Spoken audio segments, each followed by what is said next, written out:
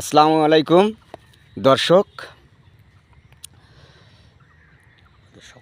আপনাদের সকলকে স্বাগতম জানাচ্ছি বদরগঞ্জ পুরাতন মেলার মাঠ থেকে। যমুনেশ্বরী নদীর তীরে নদীটা আপনারা সবাই দেখতে পাচ্ছেন। নদীর সম্পর্কে আমি আশিকুর রহমান আশিক ভাইয়ের কাছে কিছু জানতে চাচ্ছি। ভাই, আপনি একটু কিছু বলেন। আসলে আপনারা জানেন যে এই নদীটা কিন্তু একটা স্মৃতি বিজড়িত নদী। এই নদীটা হচ্ছে রংপুর জেলার বদরগঞ্জ থানা।